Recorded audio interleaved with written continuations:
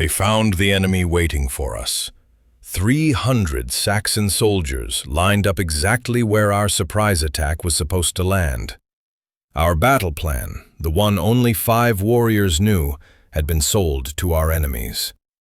And because I'm the outsider, the warrior who joined this warband only 3 months ago, every finger pointed at me. They called me spy. They called me traitor. But I didn't betray anyone. Someone with 20 winters of trusted service did, and they made sure the new man would die for it. If you think you know who sold our secrets, leave your guess below. This betrayal goes deeper than you expect. My name is Leif Stormbringer, and I came to Jarl Harald Ironfoot's warband from the northern settlements, seeking glory and a place to belong. I'd fought in a dozen raids before, earned my reputation with blade and shield, but I had no clan here, no blood ties, no history, just my skill and my word. In Viking society, that makes you vulnerable. That makes you the perfect scapegoat when trust shatters. The war council had met 3 days before the raid. 5 warriors gathered in Jarl Harald's tent to plan our attack on the Saxon fort at Jorvik. Rich target, poorly defended. We'd march through the western forest, hit them at dawn when their guards were tired and drunk. Simple plan, brutal efficiency, the kind of raid that makes legends. I'd been invited to that council because I knew the terrain. I'd traded in Jorvik 2 winters past, knew the fort's weak points. The southern wall had rotting timber. The gate hinges were old iron that screamed when opened. "Share this knowledge," Harald had said, "and you'll have earned your place among us." So I did. I told them everything, drew maps in the dirt, explained patrol routes and guard rotations. The other 4 warriors, Gunnar Grimhand, Torsten the Red, Bjorn Axebreaker, and Freya Shieldmaiden, listened carefully, asked questions, nodded approval. By the end, we had a perfect strategy. 2 days later, we marched, 200 warriors strong, weapons sharp, spirits high. We moved through the western forest exactly as planned, reached the staging point 1 hour before dawn. Everything was proceeding perfectly. Then our scouts returned with their faces white as snow. "The Saxons know," the lead scout gasped. "They're waiting.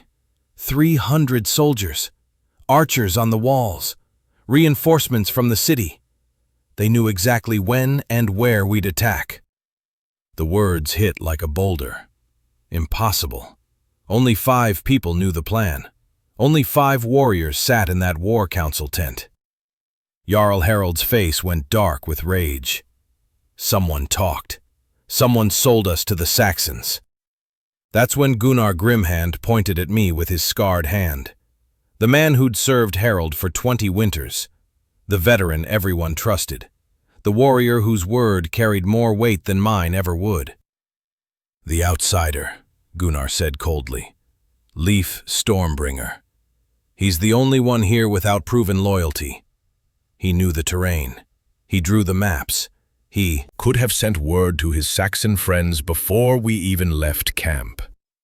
"I have no Saxon friends," I said, keeping my voice steady even as my stomach dropped. "I gave that information to help this raid succeed, not sabotage it." "Convenient," Torsten the Red spat. "You joined us 3 months ago. You volunteered detailed knowledge about our target. Then suddenly our enemies know everything. How much silver did they pay you, spy?" The other warriors moved closer, hands on weapons, eyes filled with suspicion and anger. 200 men who'd marched for days expecting easy victory now stared at a prepared enemy. They needed someone to blame, and I was the easiest target. "Search him," Harald commanded. "Search his belongings.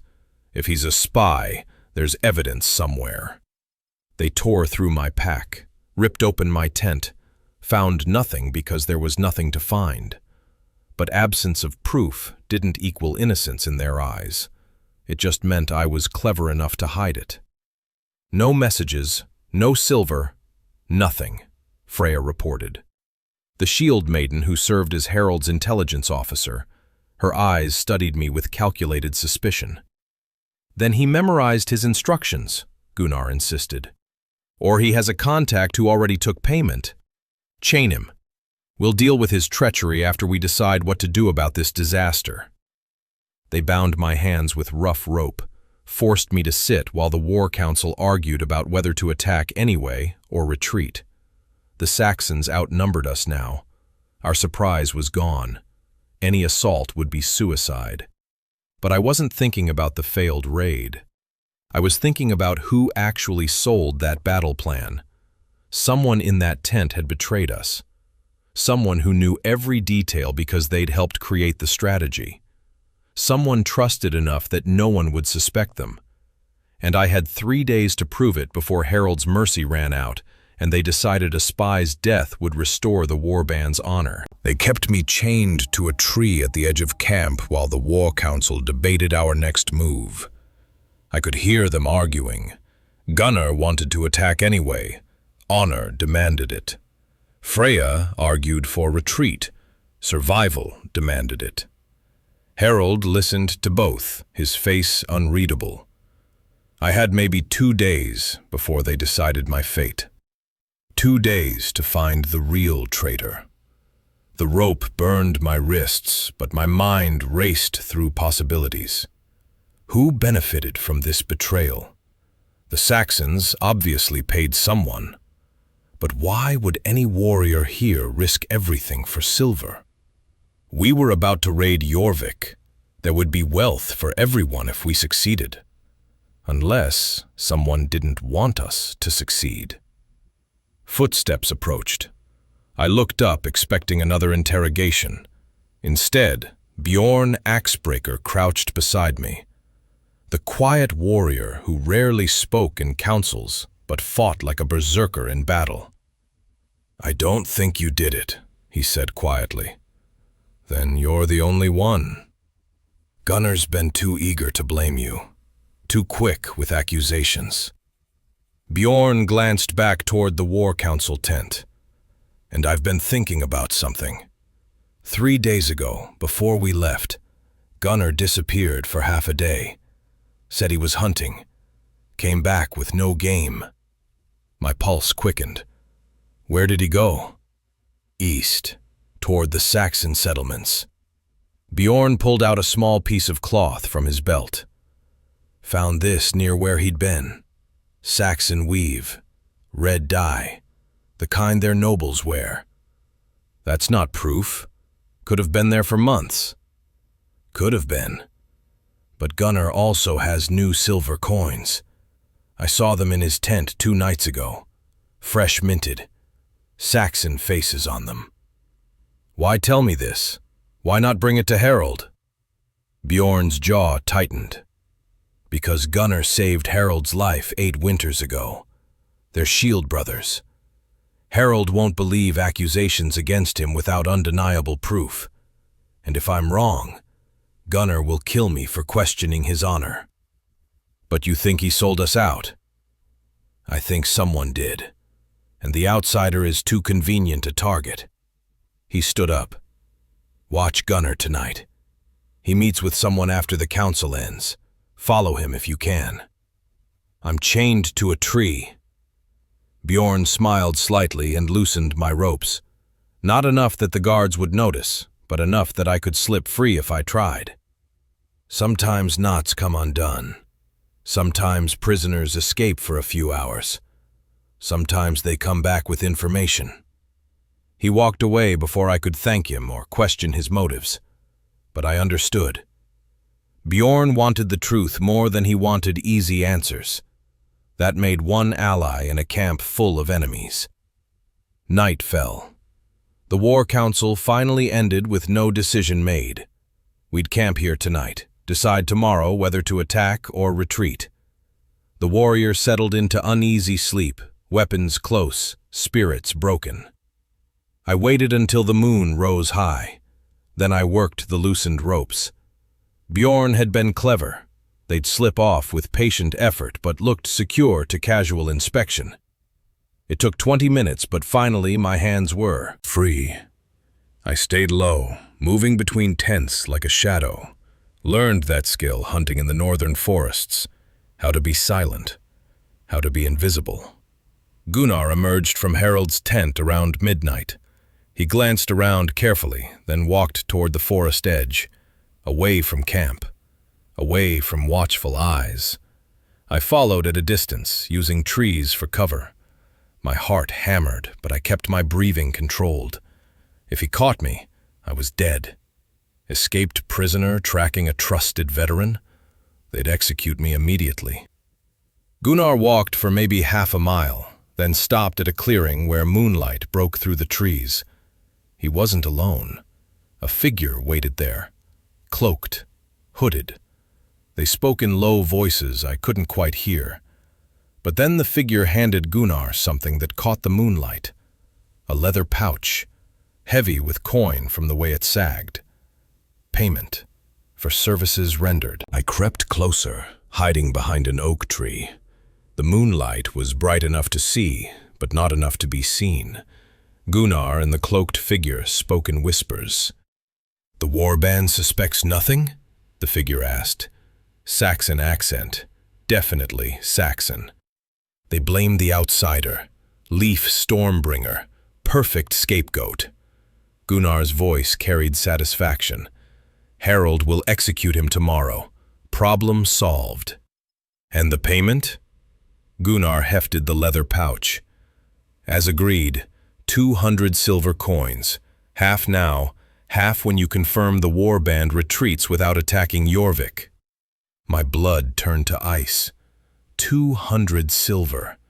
That's what my life was worth. That's what Harald's trust was worth. The Saxon pulled back his hood slightly. I caught a glimpse of his face. Older man, gray beard, rich clothes beneath the cloak. Someone important.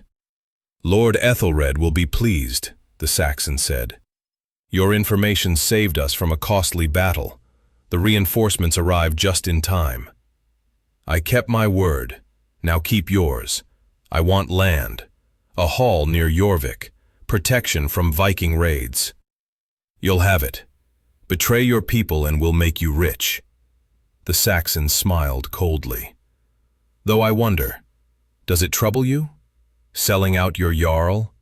Your shield brother?" Gunnar's face hardened. "Harald's honor will get us all killed. I've followed him for 20 winters, watched him chase glory while our families starve. This raid would have earned us scraps. Your gold earns me a future." The Saxon handed over the pouch. "Convince Harald to retreat. Make it seem like his decision. We don't want him attempting another attack." "Consider it done." They parted ways. The Saxon melted into the forest, heading east. Gunnar stood alone for a moment, weighing the silver pouch in his hand. Then he tucked it inside his cloak and turned back toward camp. I had to move fast, get back to the tree before he noticed I was gone. I turned to slip away and stepped on a dead branch. The crack echoed like thunder in the quiet forest. Gunnar spun around, hand flying to his sword. "Who's there?" I ran. No choice now. Branches whipped my face. Roots grabbed at my feet. Behind me I heard Gunnar crashing through the undergrowth, cursing. "Spy! The prisoner escaped! Someone stop him!" His shouts would wake the camp. I had seconds before warriors poured into the forest. I couldn't outrun them all, couldn't fight them. But I'd seen what I needed, heard the confession. Now I just had to survive long enough to tell someone. I burst through the tree line into camp. Warriors were scrambling from tents, weapons drawn, confused. I saw Bjorn near the war council tent. "Bjorn!" I shouted. "Gunnar's the traitor! I saw him meet with—" Something hit me from behind, hard. I went down face first into dirt. Someone's knee pressed into my spine. Hands grabbed my arms, twisting them back. "Got the escaped prisoner!" a warrior yelled. Gunnar emerged from the forest, breathing hard, face flushed. but his eyes were calculating, cold. "He attacked me," Gunnar said loudly, "tried to steal supplies and run to his Saxon masters. I chased him back to camp." "Liar!" I struggled against the hands holding me. "He met with a Saxon, took payment, 200 silver coins hidden in his cloak right now." The camp went silent, every warrior staring, some at me, some at Gunnar. Harald stepped forward, face like stone. "These are serious accusations, prisoner." "Search him," I gasped. "The silver is there. He just took it from Lord Ethelred's messenger." Harald turned to Gunnar, his old friend, his shield brother of 20 winters. "Show us your cloak, Gunnar." For just a moment, I saw fear flicker in Gunnar's eyes. Then it vanished, replaced by righteous anger. "You would believe a spy over me? Over 20 winters of loyalty?" "I would see proof," Harald said quietly. "Open your cloak." Gunnar's hand moved to his belt, slowly, and I realized with sinking horror that he was reaching for where the pouch should be. He opened his cloak. Empty. The silver was gone. "Nothing," Gunnar said coldly. "The spy lies to save himself." But how? I'd seen him take it, watched him tuck it into his cloak. Unless he'd hidden it in the forest before returning to camp. They dragged me back to the tree and chained me tighter this time. My word against Gunnar's. The outsider against the trusted veteran. I'd lost. Harald stood over me, disappointment heavy in his eyes. "You had a chance to die with some honor, Leif. Now you'll die as a liar and an escaped prisoner." "The silver is hidden in the forest," I said desperately. "He stashed it before coming back to camp. Send someone to search where he emerged from the tree line." "Enough!" Harald turned away. "We execute him at dawn. No more delays." The camp settled back into uneasy sleep. Guards posted around me this time. No escape. No second chances. I'd failed. Hours passed. I sat in the darkness, wrists bleeding from the chains, knowing sunrise would bring my death. All because I'd volunteered information to help a raid. All because I was the convenient outsider. Then I heard whispers. 2 voices near Gunnar's tent. "You're sure about this?" That was Freya, the shield maiden. "I'm sure." Bjorn's voice. "I followed him after the prisoner escaped. Watched him bury something near the old pine tree." "If you're wrong, I'm not wrong, and I need your help to prove it." Silence. Then footsteps moving toward the forest. 20 minutes later they returned. Freya carried something wrapped in cloth. They went straight to Harald's tent. Voices rose inside, angry at first, then questioning. Harald emerged, fully armed. Behind him came Freya and Bjorn. The Jarl's face was terrible to see. "Wake Gunnar," Harald commanded. "Bring him to me. Now." Warriors scrambled. Gunnar was pulled from his tent, confused and angry. "What's the meaning of this? It's the middle of the night." "We found something interesting," Harald said quietly. He nodded to Freya. She unwrapped the cloth. Silver coins spilled into the firelight. Dozens of them. Saxon minted. Fresh. "Buried near the old pine," Freya said. "Exactly where Bjorn said they'd be. Right where you emerged from the forest tonight, Gunnar." Gunnar's face went pale. "That's not... Someone planted 200 coins," Harald interrupted. "The exact amount a Saxon lord would pay for detailed battle plans." He stepped closer to his old friend. "Tell me it isn't true. Tell me you didn't betray us." "I didn't. The prisoner must have planted them before..." "The prisoner was chained," Bjorn cut in. "I watched him all night after they brought him back. He couldn't have buried anything. Gunnar's eyes darted around the circle of warriors, looking for support, finding only suspicion. "You're believing lies," he said, but his voice cracked. 20 winters of loyalty, Harald. 20 winters. Then explain the silver. I can't. I don't. Gunnar stopped, took a breath, and something changed in his face. The mask fell away. Fine. Yes. I sold your precious battle plan. I took their silver. And I'd do it again. Shocked silence. You were going to get us all killed for glory, Gunnar continued, anger replacing fear. Chasing raids.